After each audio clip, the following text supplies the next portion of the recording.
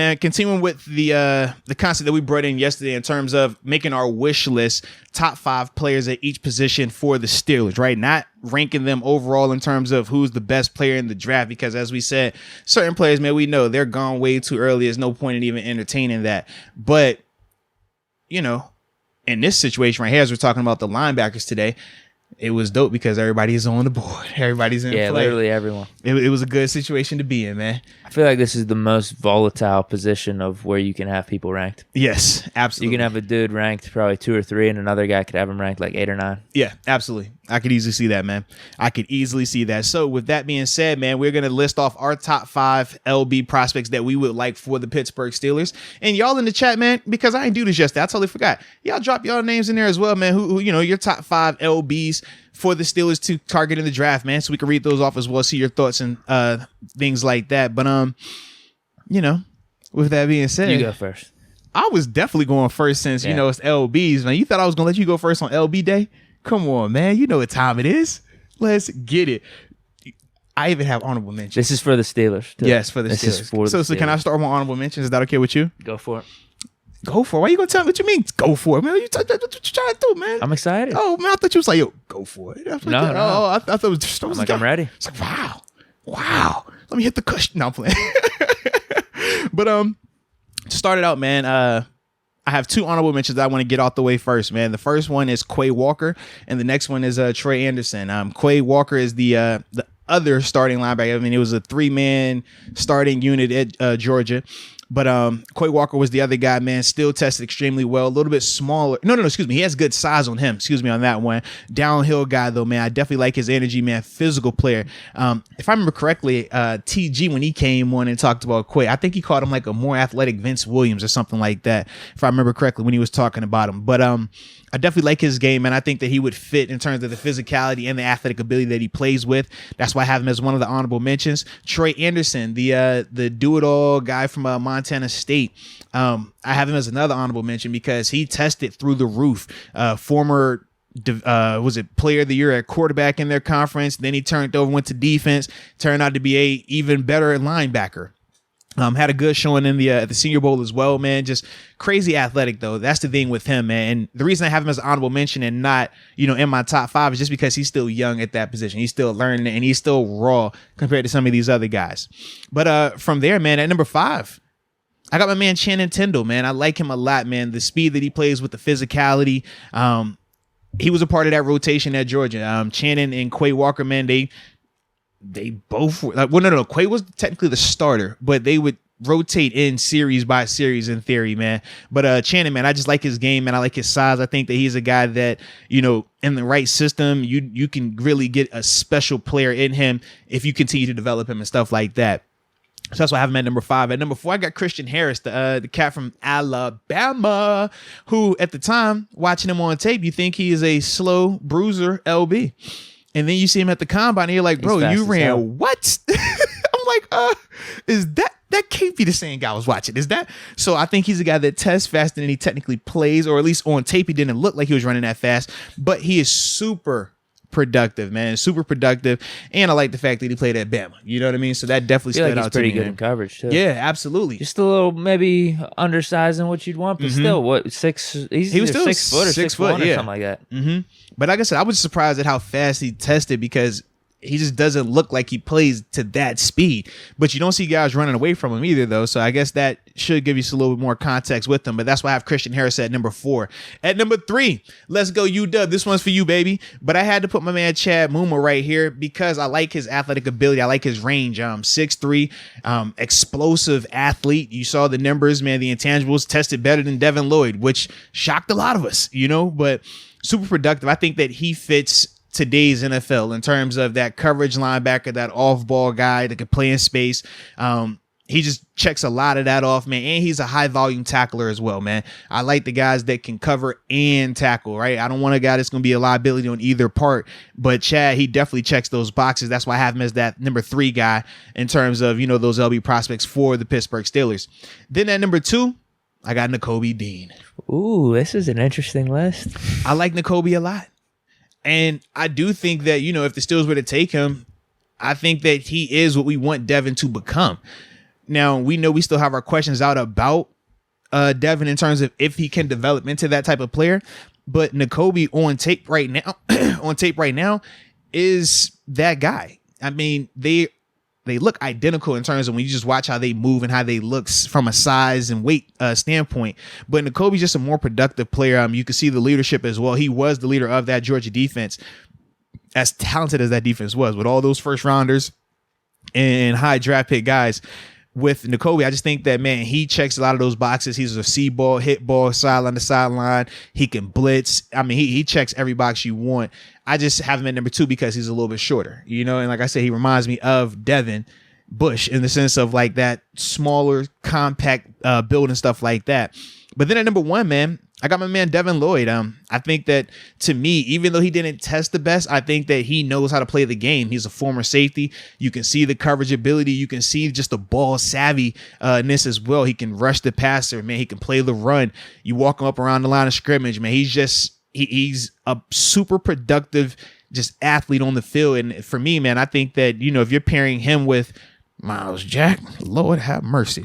Or if Devin Bush were to develop and you're pairing Devin Lloyd with Devin Bush, now we got, the Devins, the double D. Who don't like double Ds? Come on, man. It's the double D. You don't like double D? Oh, man. You might have to cut Miles Jack. You know what I'm saying? Or you want to jack the Bush? What you want to do? You know what I'm saying? You ain't feeling just let me know. I'm trying to follow where you going with this thing. That's all. But I would like the double Ds. I would like Devin and Devin. As soon as we draft Devin Lloyd, you got to cut Jack. Man. You got to cut Miles Jack. Yeah, man. Hey, Jack, you got to go, man. You can't jack this Bush. All right, baby. We rolling with the double Ds. I just think that Devin Lloyd, though, man, like he's definitely my favorite linebacker besides Chad Muma. Let's go UW besides Chad Muma. But Devin Lloyd, to me, is my favorite linebacker in this class right now. And the fact that we have a potential to get him makes me even more excited compared to when we were breaking him down initially. And it was like, man, I don't think this dude is going to last to us. This does make it a lot more intriguing. So that's why that's my top 5, man. Once again, Channing Tindall at 5. Christian Harris at 4, Chad Muma at 3, Nakobe Dean at 2, Devin Lloyd at 1. And I did see Malachi ask about Leo Chennault. That's what I was going to ask. Where's he at? Him as Where's well. He at? Not even on the honorable mentions. Well, because I only went too deep on the honorable mention. He would have been the next guy up. I love the fact that when he ran a lot faster than I was expecting. Absolutely. He ran a lot faster. And he does have the most size of the group. I like that as well. I just think that the guys that I listed, they're just, to me, I like them better in space. And with today's NFL, it's a space game. You got to be able to play in space, or you got to be able to rush the passer like a son of a gun. And Leo can definitely ball out. But to me, I just think that these guys would fit what the Steelers defense is trying to do a lot better than Leo. But trust me, you're not hating if Leo comes here, man, you're still going to love him because he could still bring that like physicality and that like. You think he's not going to translate well into coverage in the pros? Is that what it is? If he was playing in a different defense, I think he would be fine. But we match up so much. It's man. And that's the part for me where I'm just like, I don't know how well he would be able to live, playing a man scheme like how we do. If he's going into a scheme where I think he's able to do more just eyes on the quarterback, traditional coverage, like when we say cover 4 and cover 6, and it's like traditional zone for the linebackers, I think he will be fine in that. And then you only match him up when you get an occasional cover 1 or a fire zone, right, when we're blitzing and stuff. But in our defense, everything outside of cover 3 is man. And it's just like, man, if you're not ready for that type of action, it can hurt you. It can expose you. And we've seen at times when our linebackers aren't up to par with the man-to-man stuff, how it gets exposed and it hurts the defense. So that's why I didn't have him in terms of my top 5 for the Steelers.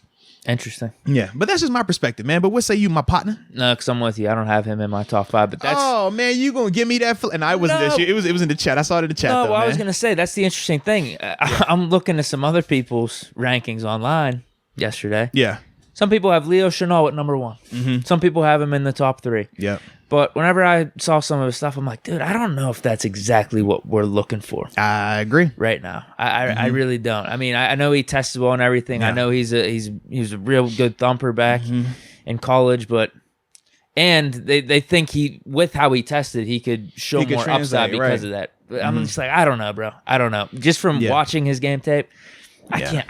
I gotta stop saying game tape. I'm watching his highlights. I'm not watching like actual tape. At least you're watching tape. Because I'm watching something. Listen, it's some people out here they give takes and they don't even watch the highlights. They're just going off of what they might have heard someone say. Right. And I'm just like, bro, you know how dangerous and reckless y'all are.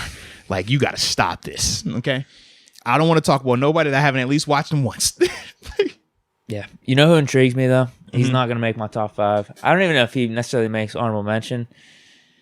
But Brandon Smith out of Penn State. He really intrigues me.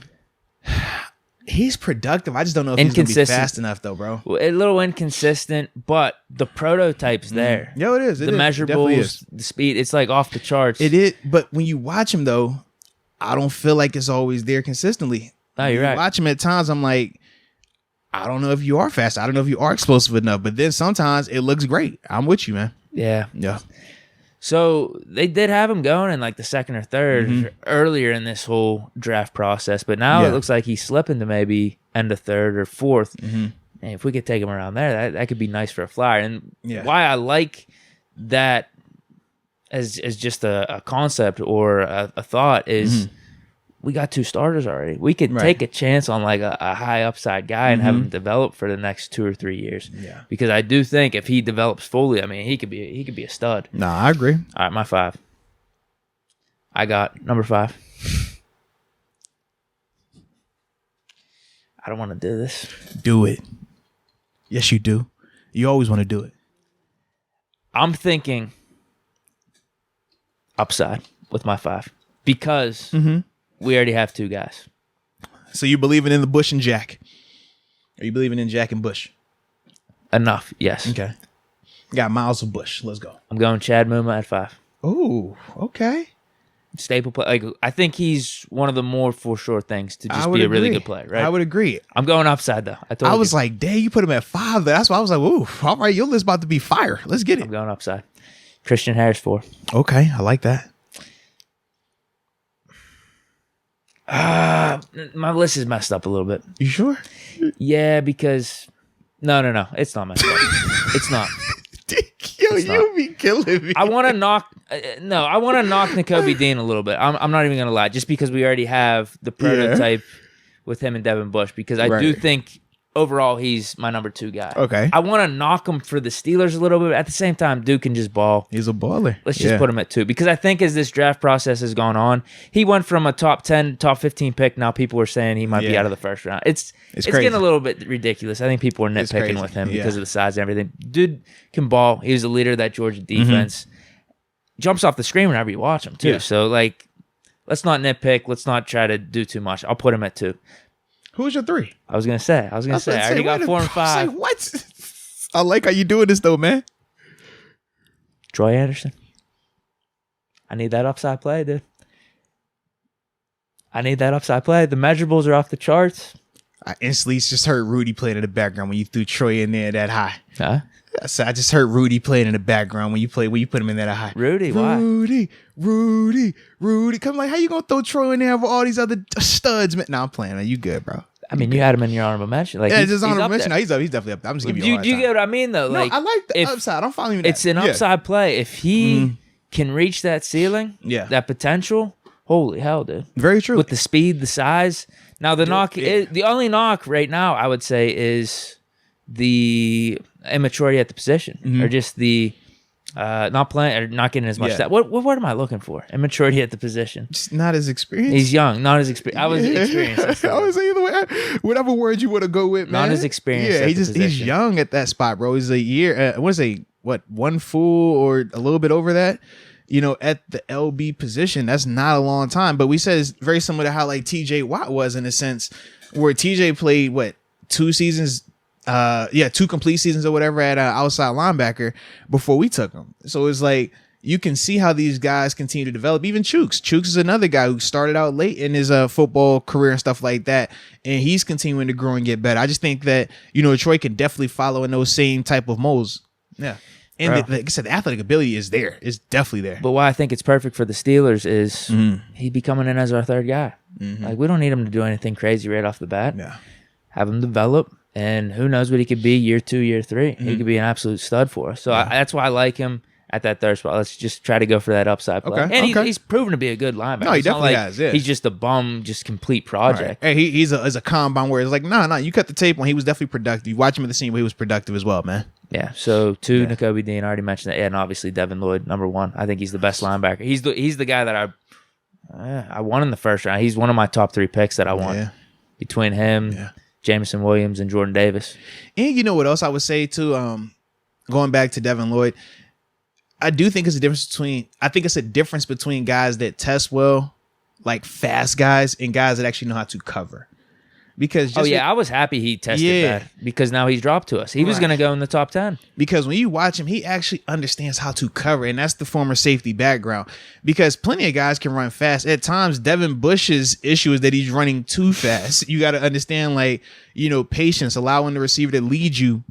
In some instances, man, and understanding McFarland of the defense. Yeah, knowing where your hope is, knowing when to undercut, when to burst on certain things.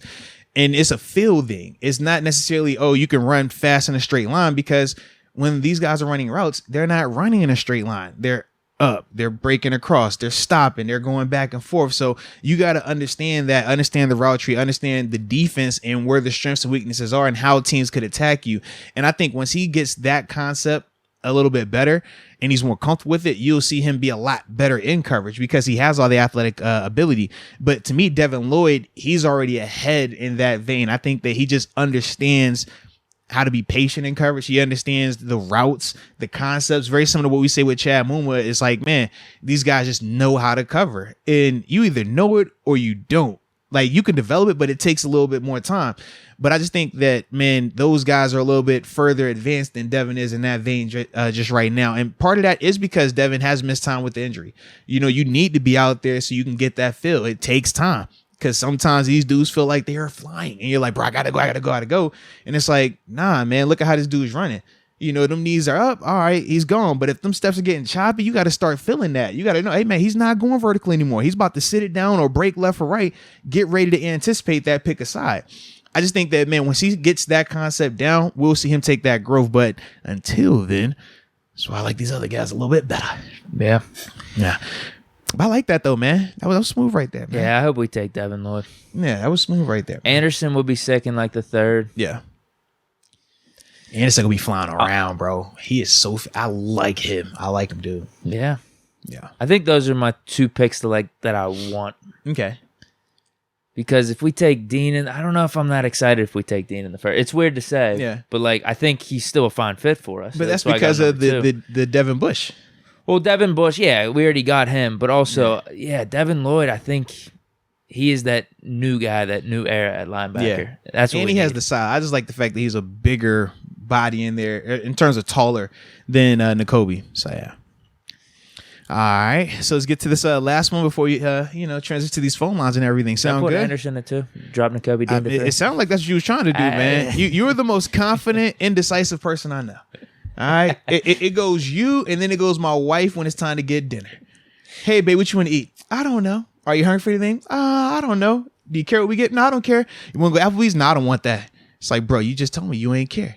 You just said it doesn't matter where we go. So why you going to say no when I recommend a spot? It drives me nuts, man. It drives me nuts. But anywho. But if we got Dean in the 2nd, though, that's maybe why I could keep him at 2. Yeah, that's what it is. I think so. So is the biggest knock on Dean that he just looks like Devin Bush to you? Yeah, we already got Devin Bush. So if we didn't have Devin Bush, he would be fine. Right. We'd be looking for him. That's the Devin Bush effect then, huh? Yeah. Devin Bush had a good rookie year. He did. He's more proven in the NFL than Nakobe Dean. Oh, Lord. I can't stand you, bro.